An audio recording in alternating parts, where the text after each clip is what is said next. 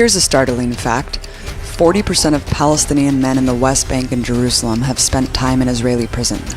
But what types of crimes are being committed that warrants such an incarceration rate? Talk about what forms of nonviolent resistance are being penalized. For example, even like BDS or taking like any activity that supports like boycotting Israel.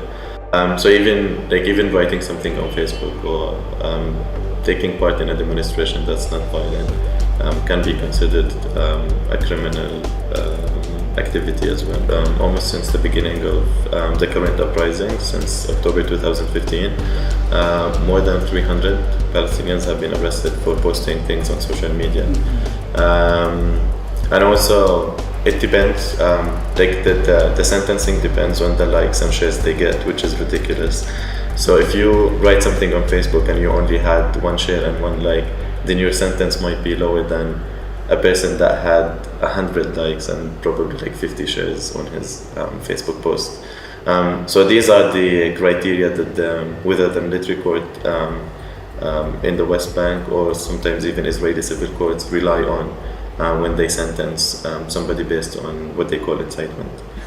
Most commonly, people are arrested for sharing or liking images of their friends and loved ones who are killed by Israeli forces. Something even more innocuous, like what happened to Jern Kada, a 19-year-old university student who was kidnapped by Israeli soldiers in the middle of the night and interrogated about a poem she posted on Facebook.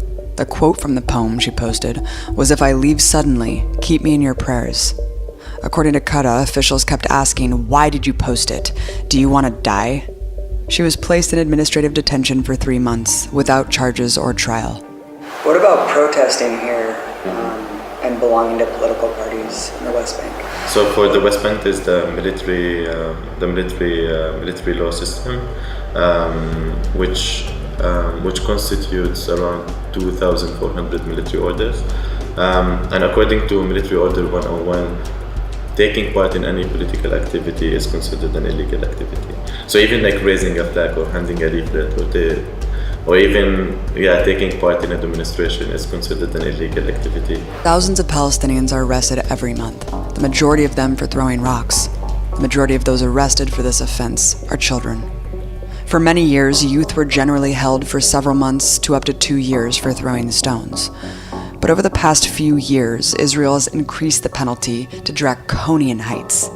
Now, Palestinians face a minimum of 3 years, 10 years for simply throwing a stone at a vehicle, and up to 20 years if they're charged with intent to harm with the stone. When the stricter punishment passed, Israeli Justice Minister Ayelet Shaked boasted, "Tolerance towards terrorists ends today. A stone thrower is a terrorist, and only a fitting punishment can serve as a deterrent and just punishment."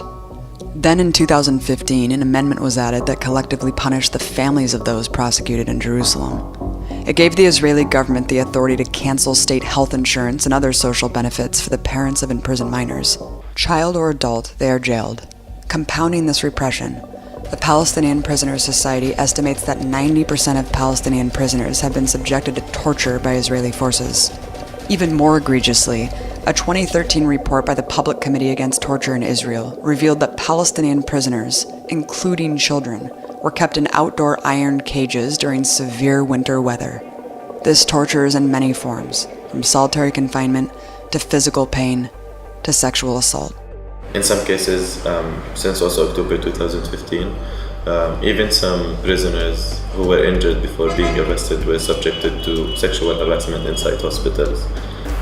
There's still people in prison from the Second Intifada and that are going to be in there for decades more. I mean, talk about what that does to actually any resistance efforts in the country.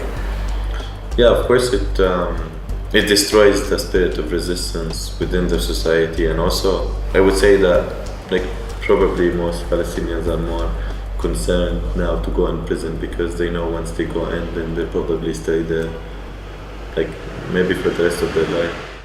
From making peaceful protest illegal to force-feeding hunger strikers, Israel has taken away literally every means Palestinians have to resist the human rights violations they suffer on a daily basis by this occupation.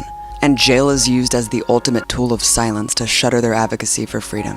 As resistance inside occupied Palestine becomes increasingly strangled, resistance on the outside grows more essential.